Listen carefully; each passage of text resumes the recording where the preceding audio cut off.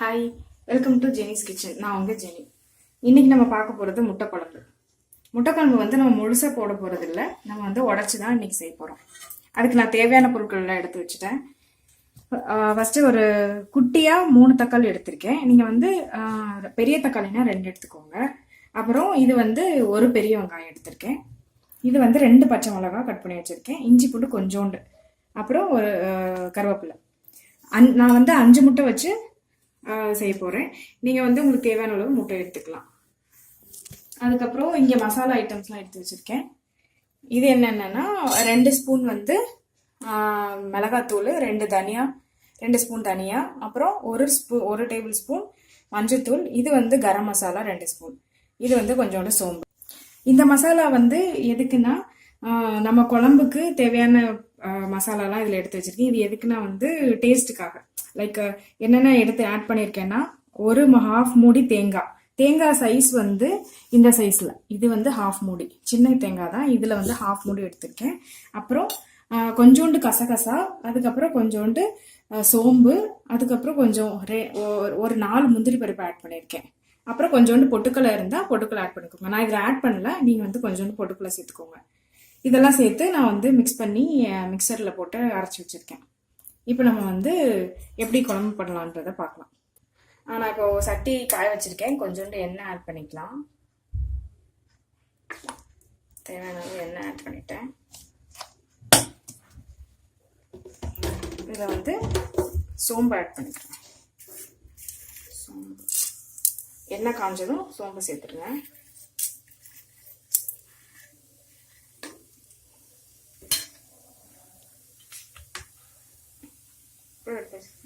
கருவேப்பிலை,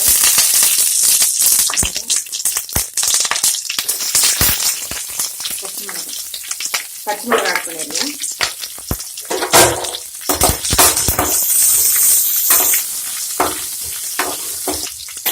இப்போ வதக்கிட்டேன். அரைச்சி வச்சுட்டு இஞ்சி பூண்டு நான் மிக்சியில் அரைக்கல, கல்லில் வந்து தட்டி வச்சுருக்கேன். பச்சை வாசனை போகிற வரைக்கும் வதக்கிடுவேன். பச்சை வாசனை போயிடுச்சு. அப்புறம் வெங்காயத்தை கட் பண்ணி வச்சுருக்கேன். வெங்காயத்தை ஆட் பண்ணுறேன்.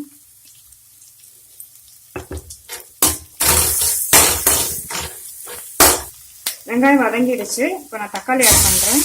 தக்காளி வந்து நான் இதிலேருந்து கொஞ்சம் தக்காளி எடுத்து தேங்காய் அரைக்கிறப்பவே அதுலேயும் கொஞ்சோண்டு தக்காளி ஆட் பண்ணியிருக்கேன்.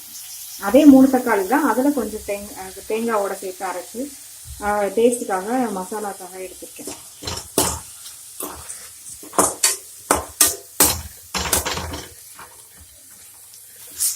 இப்போ நல்லா வதங்கிடுச்சு. இந்த மசாலாலாம் ஆட் பண்ணிடலாம்.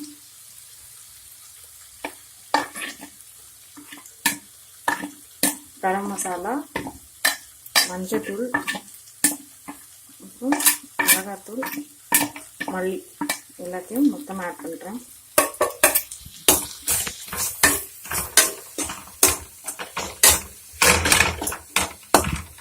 நல்லா மிக்ஸ் பண்ணிடுங்க. மிக்ஸ் பண்ணிவிட்டு தேவையான அளவு உப்பு சேர்த்துக்கோங்க.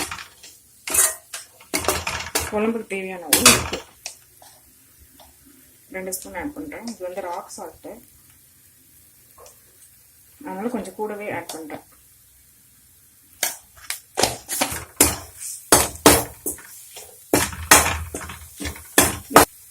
மிக்ஸ் பண்ணிவிட்டு அரைச்சி வச்சிருக்க மசாலாவை சேர்த்துருங்க. அதில்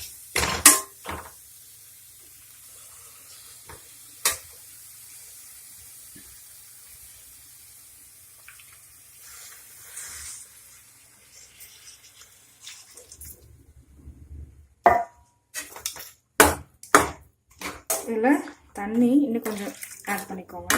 ஏன்னா இப்போ குழம்பு நல்லா கொதிக்கணும். குழம்பு கொதிக்கட்டும். அதுக்கப்புறம் நம்ம கொதிச்சதுக்கப்புறம் முட்டையை சேர்த்துடலாம். நான் தண்ணி எக்ஸ்ட்ராவே தண்ணி ஆட் பண்ணியிருக்கேன். கொஞ்சம் கொதிக்கட்டும், அது வரைக்கும் மூடி வச்சிடலாம்.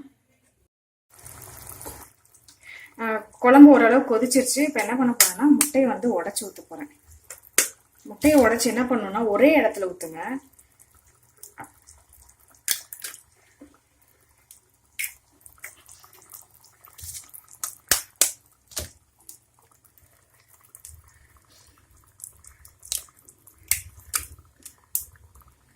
மிக்ஸ் ஆகிடாமல் கொஞ்சம் தள்ளி தள்ளி ஊற்றிடுங்க, இல்லைன்னா ரெண்டும் மிக்ஸ் ஆகிடும். அப்புறம் வெந்ததுக்கப்புறம் நல்லா இருக்காது பார்க்க.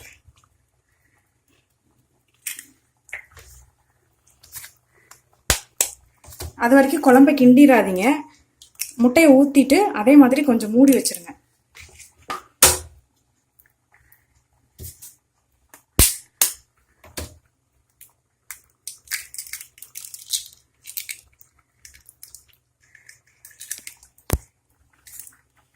அவ்வளோதான். இதை வந்து கொஞ்ச நேரம் மூடி வச்சிருங்க, வேகட்டும்.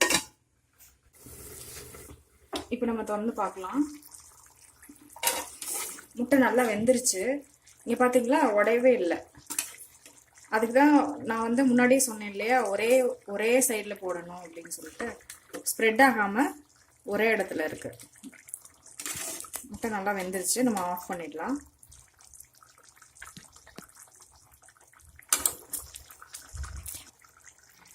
இதே மாதிரி நான் ஒரு புது ரெசிபியோட உங்களை நான் மீட் பண்ணுறேன். உங்களோட கமெண்ட்ஸ் எல்லாத்தையும் ஷேர் பண்ணுங்கள். வீடியோவை லைக் பண்ணி ஷேர் பண்ணி சப்ஸ்கிரைப் பண்ணுங்கள். தேங்க்யூ.